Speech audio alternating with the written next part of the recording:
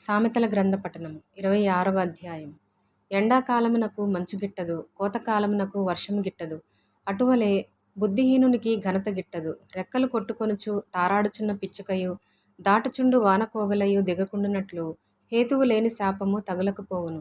గుర్రమునకు చబుకు, గాడిదకు కళ్ళెము, మూర్ఖుల వీపునకు బెత్తము. వాని మూఢత చొప్పున మూర్ఖునికి ప్రత్యుత్తరమియ్యకుము. ఇచ్చిన ఎడల నీవును వాని పోలియుందువు.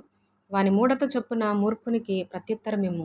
అలాగు చేయని ఎడల వాడు తన దృష్టికి తాను జ్ఞానిననుకొనును.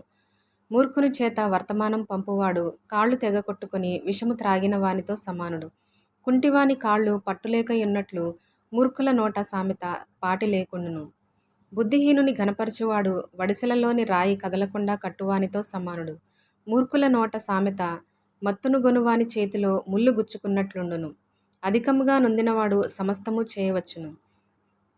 మూర్ఖుని వలన కలుగు లాభము నిలువదు. కూలికి వానిని పిలిచినవాడును చెడిపోవును. తన మూఢతను మరలా కనుపరచు మూర్ఖుడు కక్కిన దానిని తిను కుక్కతో సమానుడు.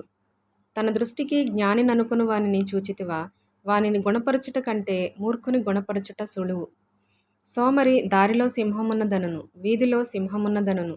ఉతక మీద తలుపు తిరుగును, తన పడక మీద సోమరి తిరుగును. సోమరి పాత్రలో తన చెయ్యి ముంచును, నోటి యొద్దకు దాని తిరిగి ఎత్తుట కష్టమనుకొనును. హేతువులు చూపగల 7 కంటే సోమరి తన దృష్టికి తానే జ్ఞానిననుకొనును. తనకు పట్టని జగడమును బట్టి రేగువాడు దాటిపోవుచున్న కుక్క చెవులు పట్టుకుని వానితో సమానుడు. తెగులు, అమ్ములు, కొరవులు విసురు వెర్రివాడు తన పొరుగువాని మోసపుచ్చి నేను నవ్వులాటకు చేసితినని పలుకువానితో సమానుడు. కట్టెలు లేని ఎడల అగ్ని ఆరిపోవును, కొండెగాడు లేని ఎడల జగడము చల్లారును.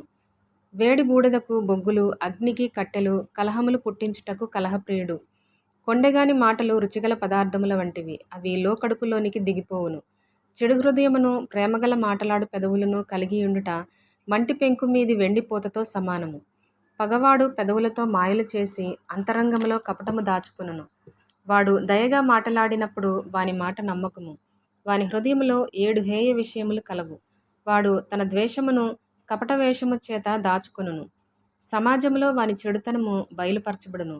గుంటను త్రవ్వువాడే దానిలో పడును. రాతిని పొర్లించి వాని మీదికి అది తిరిగి వచ్చును. అబద్ధములాడువాడు తాను నలుగుగొట్టిన వారిని ద్వేషించును.